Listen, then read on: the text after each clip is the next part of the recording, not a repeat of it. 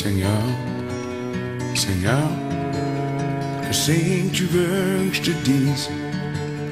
Y'a plus rien à faire, je suis viré à l'envers, j'aimerais m'enfuir, mais ma jambe est prise. Seigneur, Seigneur, que c'est que tu veux que je te dise?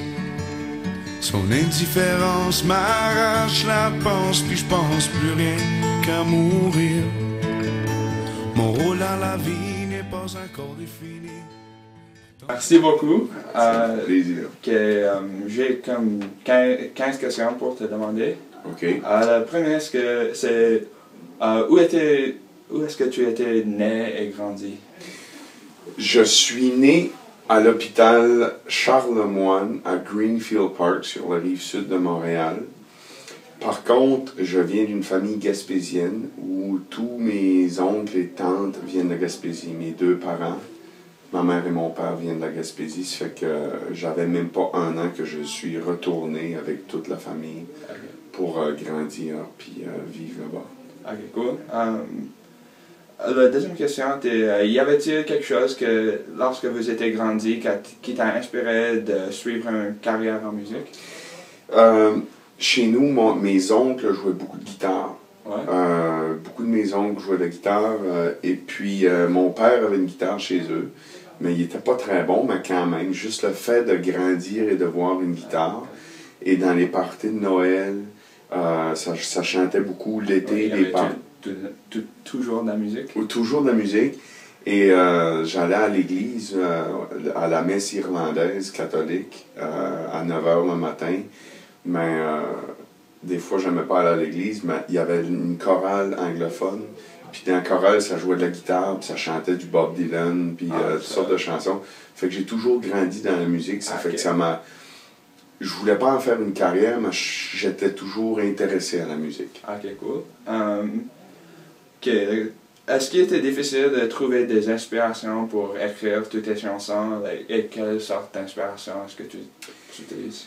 Je te dirais beaucoup des peines d'amour. Ouais. Une peine d'amour, ça c'est quoi qui me déchire. Les gars, souvent, quand on vit des peines, quand on vit des choses difficiles, au lieu d'être comme les filles, où ils se ramassent tous en gang, puis ils se maquillent, puis se mettent belles pour changer leurs idées, les gars, on se retrouve tout seul, puis on ferme les portes, puis on pense, puis on veut pas en parler parce qu'on veut pas avoir de l'air fragile ou émotionnel. On essaie d'être tough. Tu mets toutes tes émotions dans tes chansons? Exactement. C'était une façon de relâcher l'angoisse, les peurs, la solitude. La chanson, pour moi, ça m'a vraiment aidé à véhiculer ces émotions-là. Cool. Quand tu pensais que tu ne voulais pas être seulement un musicien, mais aussi un comédien? J'ai toujours été un peu comédien dans l'âme, laisser des messages ridicules et stupides à mes amis, faire un semblant que je suis quelque chose, faire croire que je sais pas au téléphone que je suis un curé qui veut de l'argent, des pranks, des affaires de même. J'ai toujours aimé ça, mais j'ai jamais pensé à être comédien ou à être acteur du tout. Puis on m'a appelé parce que veux pas, si t'es connu, que ce soit par la musique ou la politique ou n'importe quoi, mais des fois, ben, ça peut être le fun de faire des rôles à ces gens-là. Puis on m'a appelé, puis j'ai trouvé que c'était un beau défi. Puis ça m'a donné le goût d'essayer de tenter ma chance dans le milieu du cinéma. Puis c'est ça. Puis quand je faisais de la musique avant, quand on faisait des vidéoclips, ben, des fois, ben, je pouvais comprendre un peu comment ça marche. Fait que ça m'a quand même donné un peu d'expérience pour savoir ça serait quoi tourner un film puis faire un personnage. Est-ce que tu as fait plus de films à part que Café de Fleurs? Oui, La Maison du Pêcheur. J'avais un petit rôle dans La Maison du Pêcheur. Puis j'ai fait un film aussi qui va sortir qui s'appelle The Calling avec Susan Sarandon. Ah, cool! Fait que ça, c'était en anglais, mais c'était vraiment une belle expérience. Puis sinon, des séries télé. J'en ai fait cool. Okay, cool. Ouais, c'était cool. Est-ce que c'était difficile de commencer ta carrière en venant d'une petite ville en Gaspésie? Oui. d'avoir grandi en Gaspésie, où tu vois la mer, tu vas à la chasse, tu vas à la pêche, il n'y a pas beaucoup de trafic. Ouais. Tu peux te stationner n'importe où. Les gens se connaissent, les gens sont gentils, les portes sont pas barrées. Il y a une sécurité qui est là. Okay. Ça fait que oui. Okay. Et de venir en ville, j'ai trouvé que les gens étaient... un peu plus méchants. Ouais, froids.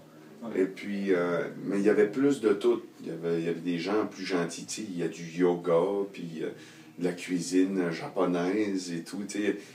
Pour moi, c'était tout nouveau, mais il y a aussi, tu sais, il y a aussi le côté plus dur, où ce que les gens sont un peu, des fois, impersonnels, puis ils peuvent voler sans remords, ou, tu sais, il y a des affaires que je pouvais pas comprendre et j'aimais pas ça. Ça fait que ça a été difficile pour moi de m'adapter à l'espèce de cruauté de la ville. Ok, cool. Quelle sorte de musique aimes-tu à part que tes propres chansons? J'aime le folk. Avant, quand j'étais plus jeune, c'était du heavy metal. Avant que je commence à écrire mes chansons, j'aimais beaucoup Iron Maiden, Metallica, des chansons qui étaient plus agressives, qui, au lieu de faire face à mes problèmes, je voulais les frapper, mes problèmes. J'étais plus révolté, puis j'avais besoin de cette énergie-là. J'aimais beaucoup ça. Ça, c'était plus que quand tu étais comme mon âge?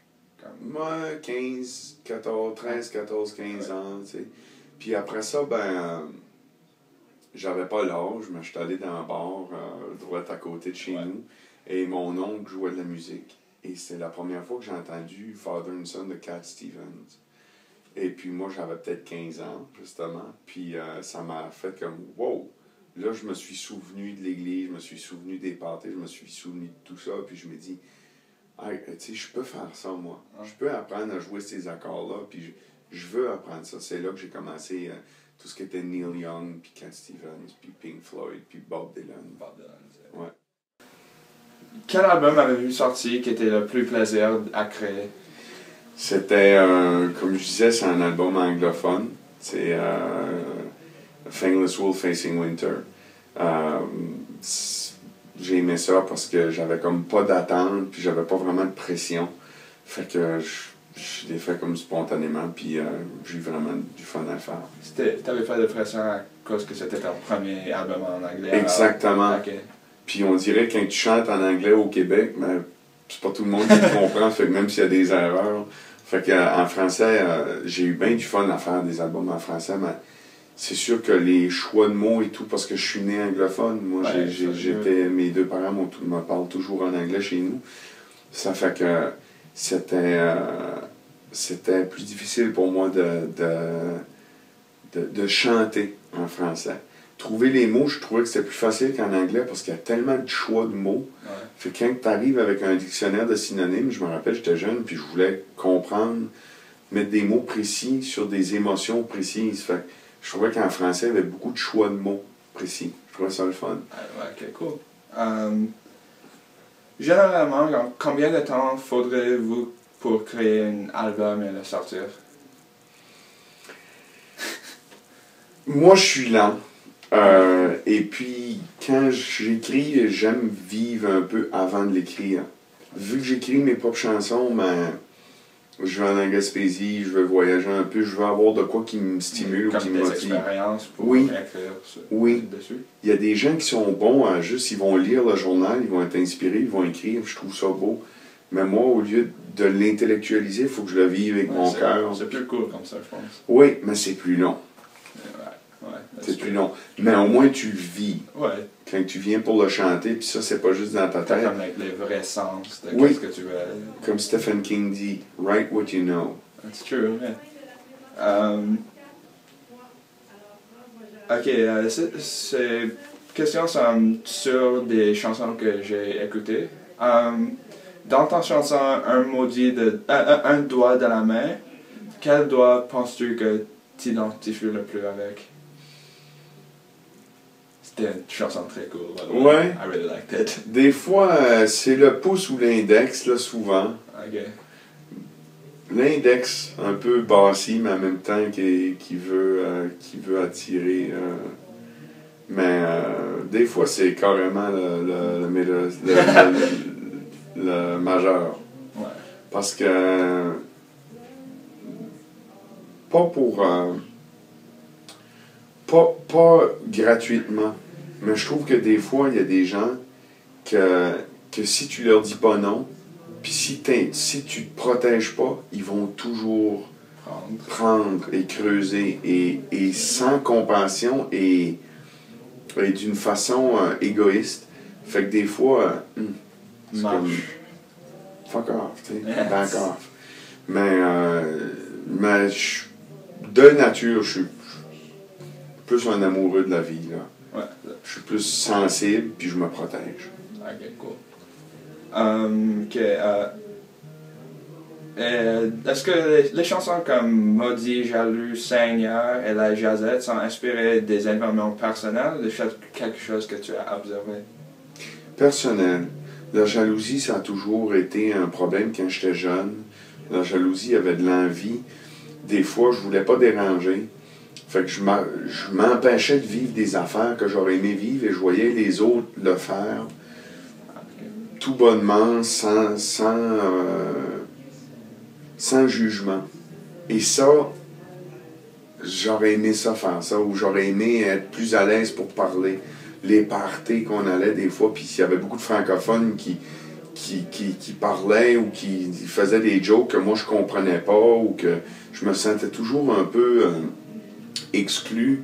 Et des fois, j'enviais et j'étais jaloux de d'autres qui avaient une aisance. Oui, j'étais toujours bilingue, mais des fois, comme la télé, les films, la musique, je connaissais pas beaucoup de la culture francophone québécoise. Ah, ok, c'est comme la culture. Oui, et tout. Ça fait que pour avoir des amis, des blondes, d'avoir une connexion à l'extérieur de ma famille, c'était plus difficile.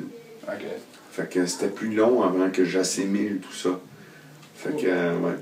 La jasette, c'est un côté spirituel parce que j'ai grandi dans une famille catholique pratiquante.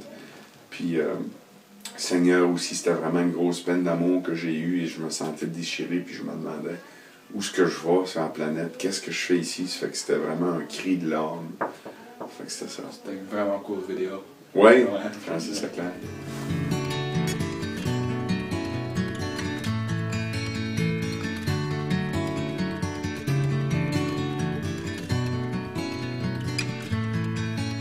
Seigneur, Seigneur, que c'est que tu veux que je te dise? Y'a plus rien à faire, je suis viré.